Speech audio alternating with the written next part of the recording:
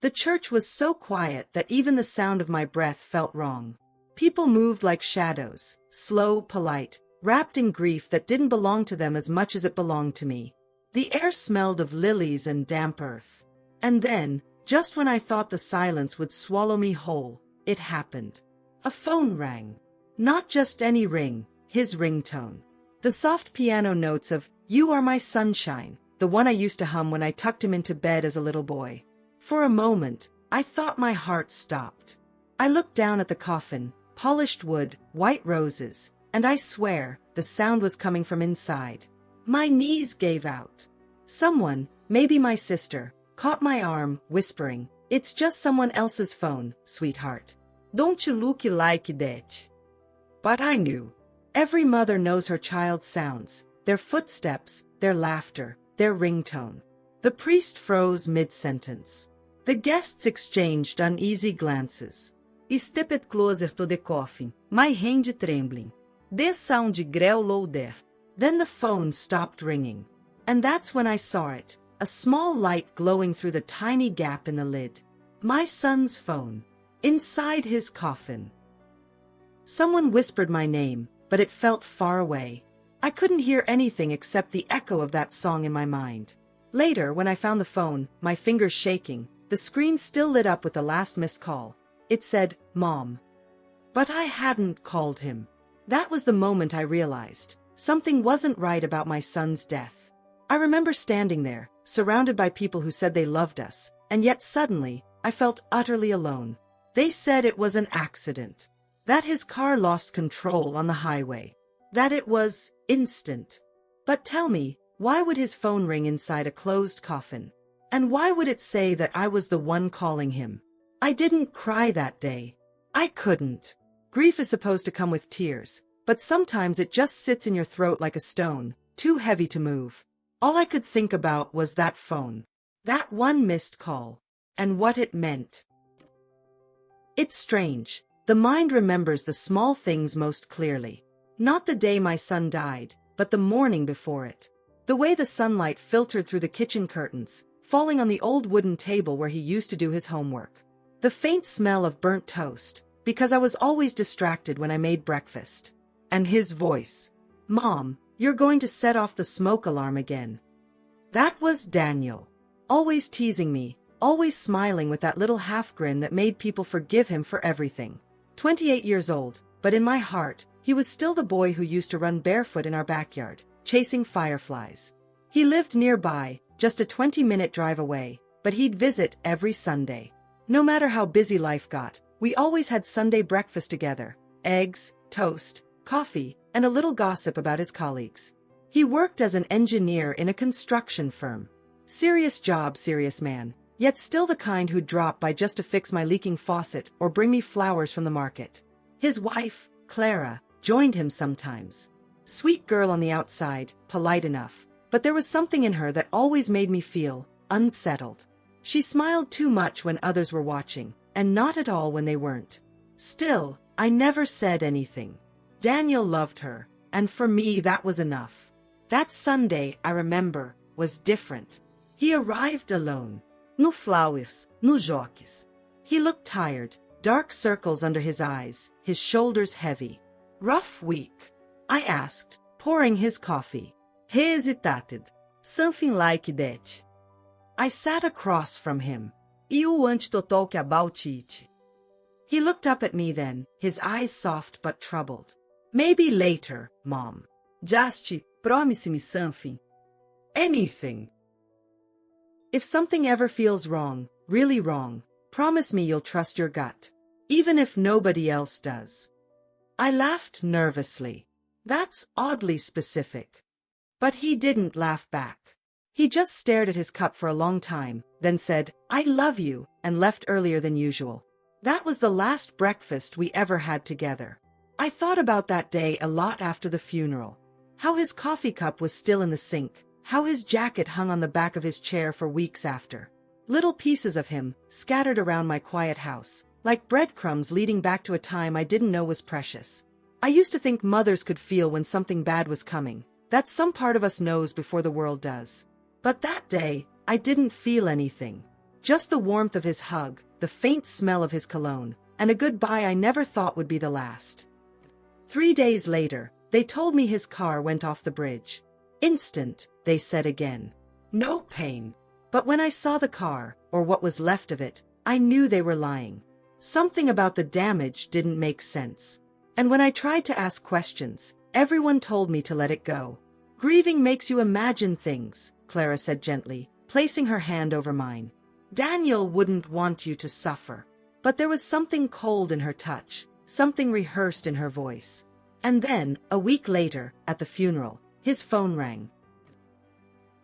The phone ringing that day wasn't just strange, it was impossible. I'd given Daniel's phone to the police after the accident. They said they'd return it once the case was officially closed. Só o enhar de det familiar ringtone echou through the silence of the funeral hall, e froze. At first, I thought it was someone else's phone, maybe a guest who'd forgotten to silence it. But then the ringtone changed to the one Daniel had set for me, asterisk, you are my sunshine. Asterisco. That was our song. My hands trembled as I turned toward the sound. It was faint, muffled, coming from inside the coffin. Gas spread through the crowd like a cold wind. Someone muttered, that can't be real. But I knew it was. I'd know that tune anywhere. Stepped closer, ignoring the whispers, ignoring Clara's pale face. My heart pounded in my ears as the song played its last soft notes and stopped. The hall went dead quiet. Clara suddenly stood, forcing a shaky laugh. It must be some kind of prank, she said. Someone must have put another phone inside by mistake. Her voice cracked, not with sadness, but with something else. Fear. The priest tried to calm everyone, but I couldn't move. My knees felt weak. Open it, he whispered. What? He asked, startled. Open the coffin, I repeated louder. Right now. People tried to stop me, said it wasn't right, not during the ceremony. But I didn't care. I needed to see. When they lifted the lid, I almost wished I hadn't asked. Daniel looked wrong. His face had been reconstructed after the accident, they told me. But up close, it didn't feel like him. The shape of the jaw, the faint scar that had always been on his eyebrow, it wasn't there. And in his suit pocket, right where his hand rested, was his phone. Still warm. The screen lit up, uma messa de read. This isn't her. Asterisco asterisco. 3 words. Nothing else. The phone slipped from my shaking hand. Clara rushed forward, snatched it up before I could say a word, and hissed quietly, It's just some sick joke, please don't make a scene. But her voice, it wasn't calm. It was afraid. And when I looked into her eyes, for the first time since my son's death, I realized something chilling. She wasn't mourning him. She was terrified of him. That night, I couldn't sleep. The sound of the ringtone haunted me, looping in my mind. Around 3 a.m., I went into Daniel's old room and sat on his bed. The moonlight filtered through the window, lighting up the photo frame on his nightstand, a picture of him, me, and Clara, smiling at a family picnic. But something caught my eye, a reflection in the glass. Behind me, the phone's screen flickered on. Asterisco asterisco unknown number, new message, asterisco asterisco. I picked it up, my hands trembling. The same message again. This isn't her. Asterisco asterisco. Stared at the words, my heart hammering. Who was sending these messages? And what did they mean? I didn't know then, but that was the night I realized my son's death wasn't an accident. It was a warning. The next morning, the world outside seemed cruelly normal, birds chirping, sunlight spilling across the kitchen floor. But inside me, everything felt off-kilter, wrong. My coffee went cold as I replayed the funeral over and over in my mind. That ringtone. That message. That strange, too perfect face in the coffin. And Clara, standing beside it, smiling faintly, whispering, "It's over now," when she thought I couldn't hear. I decided I couldn't let it go. Not this time. I went to the police station under the pretense of collecting Daniel's personal effects. The young officer at the desk handed me a small box, his wallet, a wristwatch, a burnt leather keychain, and an evidence bag with the smashed remains of his phone. But it wasn't the phone I'd seen at the funeral. This is all that was found at the crash site? I asked, forcing my voice to stay calm. Yes, ma'am, he said. Everything else was destroyed by the fire. Destroyed. So whose phone was inside that coffin? I thanked him and left, my pulse hammering. That afternoon, I drove to Daniel's house. Clara didn't expect me. Her car wasn't outside. The spare key was still under the ceramic frog Daniel had painted when he was 10. When I stepped in, the house smelled faintly of his cologne and something else, antiseptic. Cold. The living room was spotless. Too spotless. Daniel was never tidy. He used to joke that cleaning was tomorrow's problem. But here, everything gleamed, every cushion aligned, every frame dust-free. Except one. On the bookshelf, a single picture frame was turned backward. I picked it up and froze. It was a photo of Daniel with another woman, not Clara. She looked familiar, though I couldn't place her. Her arm was around his waist, her smile soft, intimate. On the back, in Daniel's handwriting, "To Lila, my forever." Lila. My throat went dry. I remembered hearing that name once before, months ago, in an argument between Daniel and Clara. I hadn't paid attention then. Maybe I should have. I heard a car pull into the driveway and quickly slid the photo into my coat pocket. Clara walked in, sunglasses on, looking like she'd been crying, or pretending to. When she saw me, her expression hardened. "What are you doing here?" I smiled faintly. Just missing my son. She didn't answer, just crossed her arms, tension radiating off her. "Clara," I said softly, "do you know someone named Lila?" Her body stiffened. "No." "Why?" "Because Daniel did." Her face went pale. "You don't know what you're talking about." I took a slow step toward her, then explained to me why there was a message on his phone that said, "Asterisk, this isn't her." Asterisco. For a second, she looked like she might faint. Then she whispered, barely audible, "You shouldn't have opened it." Something in her tone made my stomach twist. "Shouldn't have opened what?" I asked. But she just grabbed her purse, muttered something about needing air, and rushed out. The door slammed. I stood there, surrounded by silence again, except for the faint ticking of the clock, and the sound of a phone vibrating from somewhere inside the house. I followed it upstairs, toward Daniel's office. The door was locked, but his old toolkit still hung in the hall closet. One small screwdriver later, the lock gave way with a soft click. Inside, the room was dim, dust-free like the rest.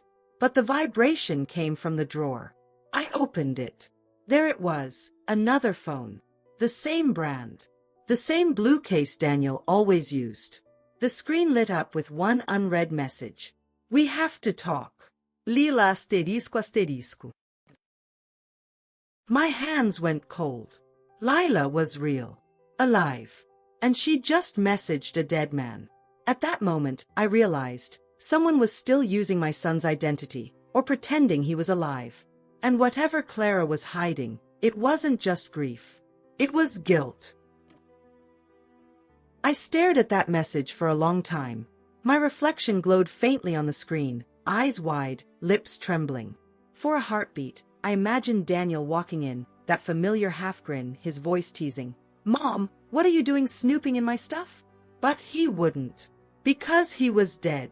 Or at least, that's what I'd been told. The message timestamp was from 2 days ago. 2 days after his funeral. My breve came shallow, o nevin. Ideale the number from the message. It hung once. Twice. Then a woman's voice, soft, cautious, answered. "Hello." I froze. Lila. Silence. Then a sharp inhale. "Who is this?" This is Daniel's mother. The silence stretched so long I thought the call had dropped. Then she whispered, "Mrs. Taylor?" "Yes," I said, gripping the phone so tightly my knuckles turned white. I need to talk to you. "Please." Her voice broke slightly. Where are you? I gave her an address, the cafe near the old park where Daniel used to play guitar. She arrived 20 minutes later, her hair tucked under a scarf, eyes darting nervously. And when I saw her face, I realized where I'd seen her before, at the funeral. Standing in the back, alone, Crinquietli. She sat down opposite me, her hands trembling around a cup of tea she never drank. I'm sorry, she said immediately. I didn't know if should come. Clara said. Clara. I cut in sharply. You spoke to her? Lila's eyes widened. Yes, she told me Daniel was dead. That it was my fault. My heart stopped. Your fault? Why? Tears welled in her eyes. Because he was supposed to leave her for me. We were going to tell her that night. He said he was done living a lie. Haar voice cracked. He texted me that he was on his way. And then, the crash happened. I felt the room tilt. Daniel. My sweet, stubborno boy. He'd been living 2 lives. I wanted to be angry, but all I could feel was grief layered with confusion. Grief for the man I thought I knew, and confusion about everything that didn't add up. I took a slow breath. Lila, the night of the crash. Did anyone else know where Daniel was going? She hesitated. Only Clara. He said he didn't want her blindsided. He told her earlier that evening he was leaving. That explained everything. The smile at the funeral, the phone that didn't belong, the way Clara said, "It's over now." Asterisk. Because for her, it really was over. But then Lila whispered something that made my blood run cold. Mrs. Taylor. I saw him. I leaned forward. What do you mean? The day after the crash. I swear, I saw Daniel at the train station. He had a hood on, but I know his walk, his shoulders, it was him. And when I called his name, he looked right at me and walked away. The room went silent except for the faint hum of the ceiling fan. I wanted to dismiss it. Grief can make you see ghosts, but the phone in my coat pocket vibrated again. Lila's eyes darted to it. Is that? I pulled it out. The same phone. The same blue case. Another message appeared. Unknown number. Stop asking questions. Let him go. Lila's lips parted in terror. Oh my God. I could feel my pulse in my throat. He's alive, isn't he? I whispered. Lila didn't answer, but her silence said everything. That night, I drove home shaking. I barely remembered how I got there. The house felt tu que é, tu rolo. I sat on the couch clutching that phone, replaying the conversation again and again. If Daniel was alive, why would he fake his death? And why would Clara go along with it? Unless it wasn't his idea at all. I opened the contact list. There were only 2 saved names, Lila and Mom. My name. But when I clicked on Mom, the number wasn't mine. It was Clara's. My heart dropped. Clara had been using my name. She'd been pretending to be me. That's why the call at the funeral said Mom. Asterisco. It wasn't Daniel's mother calling, it was his wife. And maybe she wasn't calling the dead. Maybe she was calling him. I felt sick, betrayed, but more than that, I felt fear. Because if Daniel was alive and Clara was hiding it, then she was capable of far more than I'd ever imagined. I picked up my keys and headed back to her house. I didn't care what time it was. I needed answers. The lights were off when I arrived. The front door was locked. But there was one faint glow coming from the basement window. I crept closer, heart pounding. And that's when I saw him. Daniel. Sitting at a table, alive, staring blankly at the wall. A bruise marked his cheek. His hair was shorter. He looked thinner, weaker, but alive. And standing beside him, whispering something into his ear, was Clara. I froze outside that basement window, my breath fogging against the cold glass. My son was alive, sitting just a few feet away, staring into nothing. He looked like a ghost of himself, pale, thinner, eyes hollow. But it was him. My Daniel. Every instinct in my body screamed to run inside and hold him. But the quiet part of me, the part that had lived through 30 years of marriage, loss, and lies, told me to wait.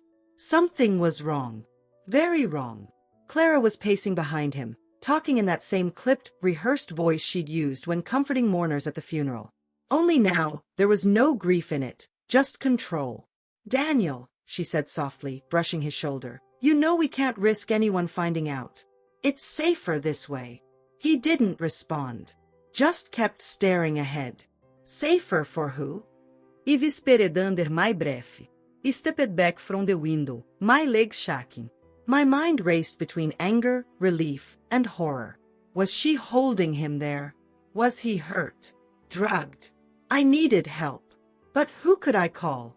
The police would think I'd lost my mind, a grieving mother hallucinating her dead son. So I did the only thing I could think of. I called Lila.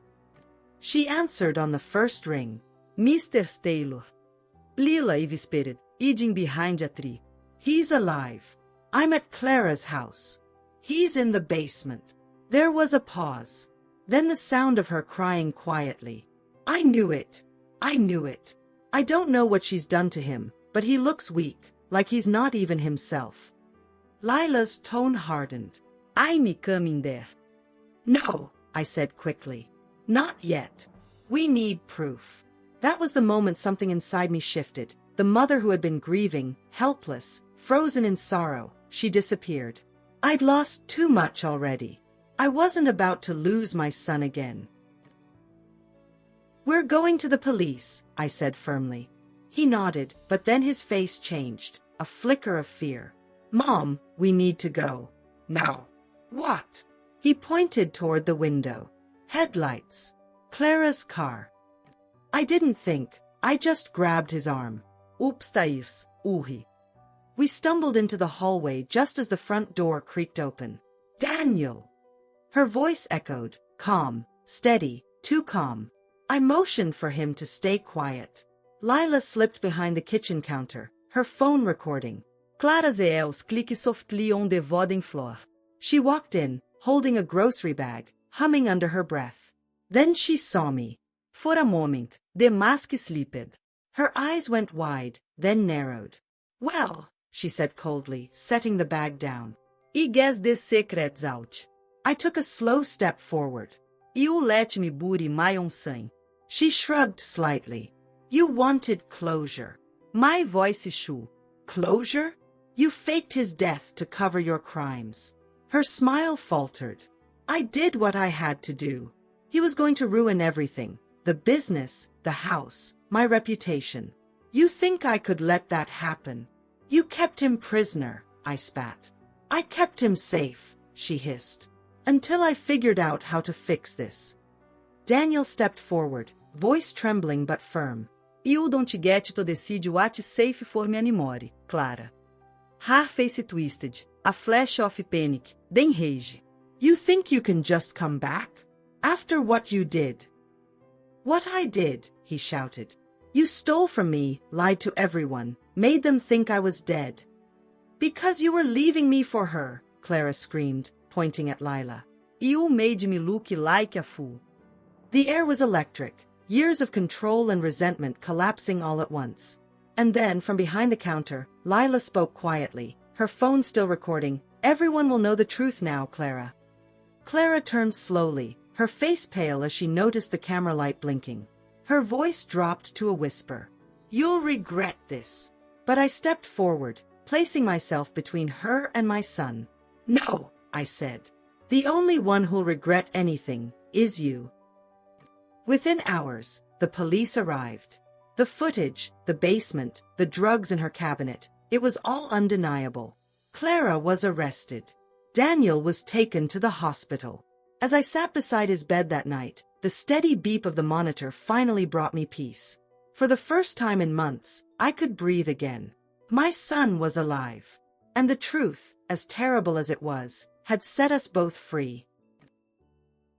When the morning sun rose over our small town, the truth spread faster than could we ever imagine. The local paper broke the story fast. Woman arrested after faking husband's death to cover embezzlement scandal. Asterisco asterisco. They didn't name her immediately, but everyone knew. By noon, the neighbors were whispering over their fences. The church group's WhatsApp thread was on fire, and by evening, Clara's photo was everywhere, being escorted by police, her face pale and defiant. I should have felt satisfied. Justice had been served.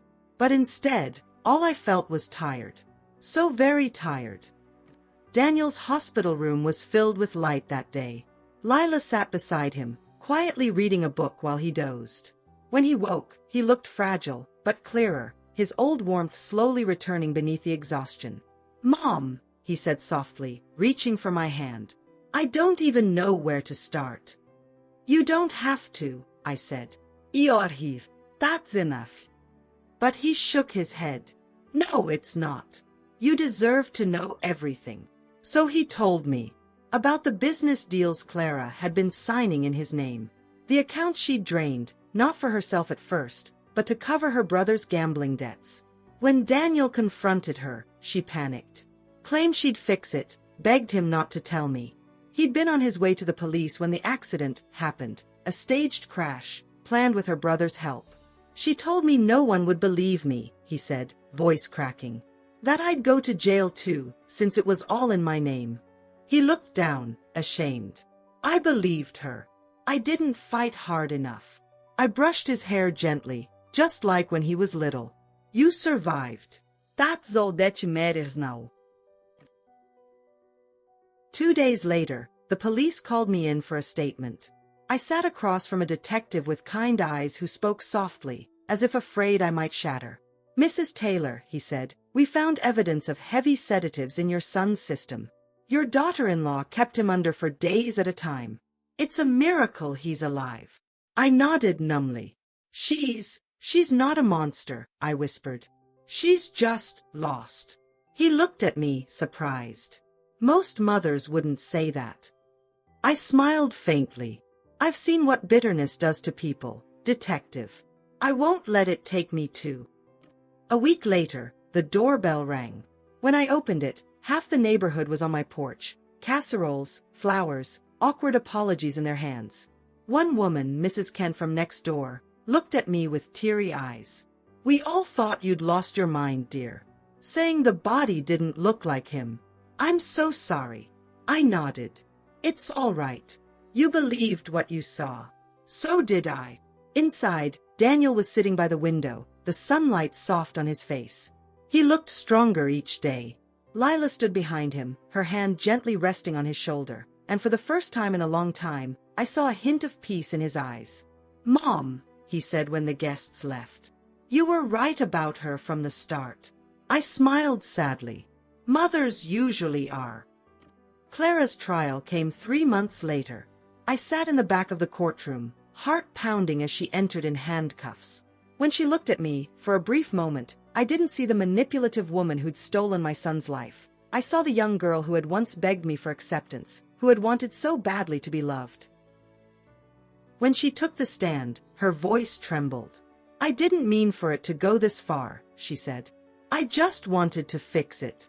I thought, if I could make it all disappear, no one would get hurt. I wanted to hate her, but I couldn't. Because in her eyes, I saw something I recognized, fear. The same fear I'd once felt the night I almost lost Daniel for real. When the judge pronounced her sentence, 8 years in prison, she turned toward me. "I'm sorry," she mouthed. I nodded once. Not forgiveness, not anger, just acknowledgement. Sometimes, that's all we can give. That night, Daniel and I sat on the porch under the soft glow of the porch light. The air smelled like rain, and the world felt strangely calm. "You know," he said quietly, "I don't even know what to do next." I smiled, squeezing his hand. "Then start small. Make coffee in the morning. Walk outside. Live one honest day at a time." He nodded. "I think I can do that."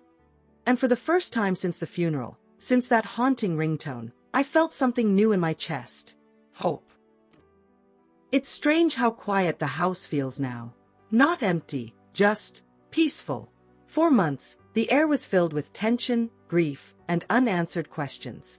Now there's just the sound of life returning, the kettle whistling, the faint hum of Daniel's laughter from the garden, and the birds that always seem to know when morning truly begins. Sometimes I still wake up thinking it's the day of the funeral. I can almost hear the priest's voice, the shuffling feet, the soft sobs. But then I hear Daniel's voice calling, "Mom, breakfast's ready," and reality settles like a blanket over my shoulders. I'm not sure when healing started, maybe the moment I stopped asking why and began whispering asterisk, "Thank you." Asterisk. Daniel decided not to go back to his old job. The office was tainted with too many memories, and too much pity from people who thought they understood. Instead, he started working with a small community project that helps families rebuild after financial loss. "I want to do something that matters," he told me one morning as he poured coffee. "Something honest." I smiled. "That's all that ever mattered, son." Lila, too, found her own way of healing. She took therapy, attended every court hearing even when it hurt, and refused to let the darkness define her marriage. She visits Clara sometimes. Yes, even after everything. When I asked her why, she said quietly, "Because hate doesn't heal, it only spreads." There was wisdom in her voice, the kind I once thought only mothers carried. As for me, I started tending the garden again. The roses had wilted that summer, as if they, too, were mourning.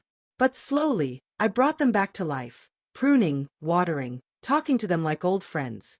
Funny thing about flowers, they don't ask for explanations.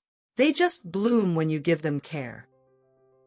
Sometimes I sit by Daniel's window, watching him work on his laptop, the afternoon light warming his face. It still amazes me that he's here, breathing, smiling, moving forward. And every time I hear his phone ring, my heart skips a beat before I remember. He's alive. He's really here. Last month, Clara wrote me a letter from prison. It was short, barely 2 pages. But every word carried the weight of 1,000 unspoken apologies. She wrote, "I know you'll never forgive me, but I hope one day Daniel can. I lost myself trying to protect my brother, and I destroyed everything in the process. Please tell him I'm glad he's alive." I folded the letter carefully and placed it in my dresser. Not because I needed to remember her, but because I needed to remember what forgiveness looks like, even when it's imperfect. We had a small gathering at the house on Daniel's birthday. Close friends, neighbors, laughter that felt a little awkward at first but grew warmer as the evening went on. At one point, Daniel raised his glass. "To second chances," he said. Everyone clapped, but I just watched him, the way he smiled, the steady calm in his eyes. When he caught my gaze, he mouthed, "Thank you, Mom." I didn't need to respond. He already knew. That night, after everyone left, I walked to the backyard and looked up at the stars. The sky was clear, the kind of night that feels endless. And I thought about how close I came to losing everything, not just my son, but my sense of truth, of faith. I realized something then. Grief doesn't always end when justice is served. It ends when love becomes louder than pain. Enditato atishose, love. Even if it hurt. Even if it took everything in me to hold it steady. Sometimes I still wonder what would have happened if I hadn't heard that phone ring in the church that day. If I hadn't followed the sound, if I just let silence bury the truth. But then I think, maybe fate doesn't shout. Maybe it whispers, softly, persistently, through things we almost ignore. A ringtone. A note. A mother's instinct that refuses to quiet. The world has moved on since then, but my heart hasn't forgotten. And maybe that's okay. Some stories aren't meant to be forgotten, they're meant to be remembered, so others might recognize the signs, the moments, the sounds that say, "Don't look away. Something isn't right." Because sometimes, the call that saves a life is the one you were never supposed to hear. When I look back on it now, I realize that life doesn't always warn us in clear ways. Sometimes it whispers through a sound, a glance, a hesitation in someone's voice. That day in the church, when I heard my son's phone ring, it felt like life itself was tugging at my heart, begging me not to give up on him just yet. If I had ignored it, if I had been too polite, too afraid of what others might think, I would have buried my son alive. I've learned that love, real, unconditional love, isn't quiet. It speaks up, it asks questions, and sometimes it breaks rules to protect what's true. So if you ever find yourself standing at the edge of doubt, when your heart says one thing but the world says another, listen to your heart. It may just be trying to save someone you love. Tell me, if you were in my place, standing there at your child's funeral, hearing their phone ring with your own name on the screen, would you have opened that coffin too? Thank you for listening to my story. If it touched your heart, please share it. Maybe it'll reach someone who needs to hear that love still saves.